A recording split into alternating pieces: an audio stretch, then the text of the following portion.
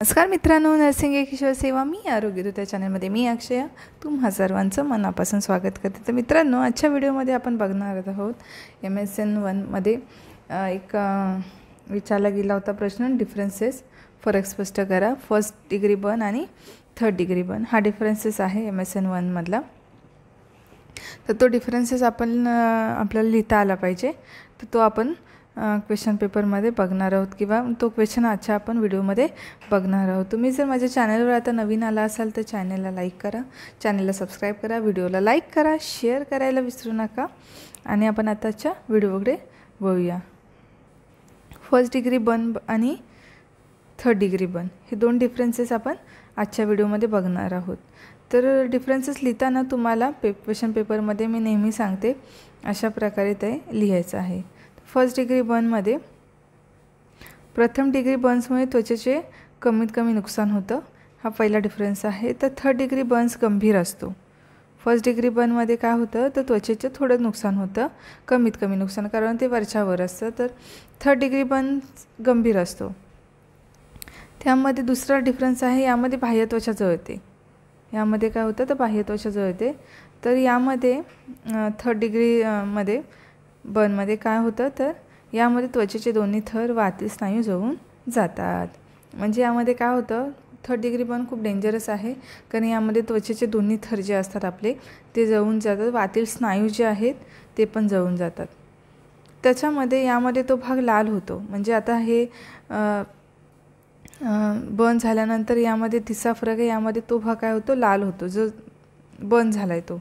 आणि यामध्ये काय होतं तर त्वचेचा जळलेला सर्व भाग दिसतो, म्हणजे जळून जातो।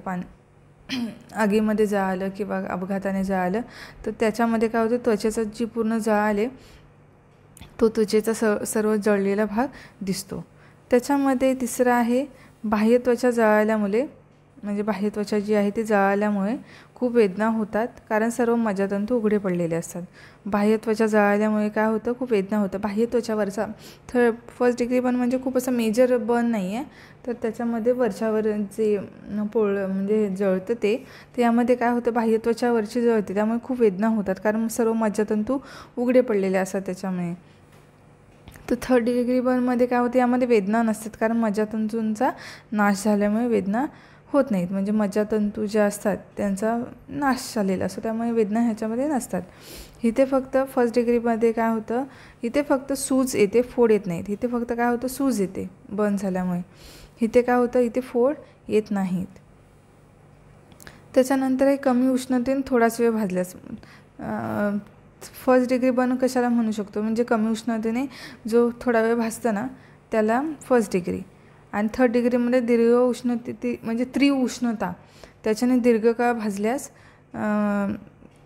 थर्ड डिग्री बर्नमध्ये येतं ते।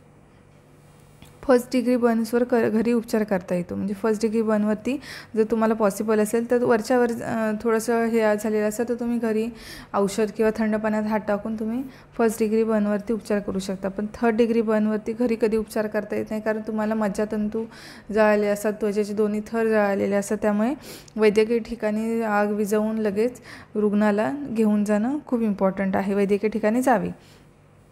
त्यामध्ये आठवा फरक आहे, यामध्ये जास्त काळजी किंवा औषधे लावल्यास संसर्ग व कोणतेही विपरीत परिणाम होत नाहीत। म्हणजे यामध्ये जास्त काळजी किंवा औषधे लावल्यास याच्यामध्ये संसर्ग होण्याचे चान्सेस असतात, पण औषधं लावली किंवा काळजी घेतली तर कोणताही विपरीत परिणाम होत नाही। पण थर्ड डिग्री बर्नमध्ये मी मागाशी सांगितल्याप्रमाणे यामध्ये संसर्ग, शॉक, रक्त कमी होणे किंवा कधीकधी मृत्यू होऊ शकतो। यामध्ये संसर्ग होतो, शॉकमध्ये जाऊ शकतो व्यक्ती, रक्त कमी होतं किंवा कधीकधी मृत्यूही पाहू शकतो। त्याच्यानंतर नवा फरक आहे, यामध्ये त्वचेच्या वरच्या भागावर भाजल्याने त्वचेच्या पेशी नष्ट झाल्या, सेल्स असतात त्या नष्ट झालेल्या असतात।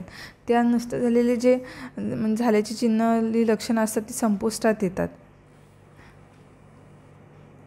म्हणजे संपुष्टात येतात। मग ते कसं होतं, यामध्ये काय असं म्हणजे सांगायचा उद्देश, यामध्ये त्वचेच्या वरच्या भागावर भाजल्याने त्वचेच्या पेशी नष्ट झाल्या की असणारी चिन्ह लक्षणे संपुष्टात येतात। म्हणजे त्वचेच्या ज्या पेशी असतात त्या नष्ट झाल्या, जळालेल्या, की भाजलेली लक्षणं चिन्ह असतात ती संपुष्टात येतात, मग दिसत नाहीत।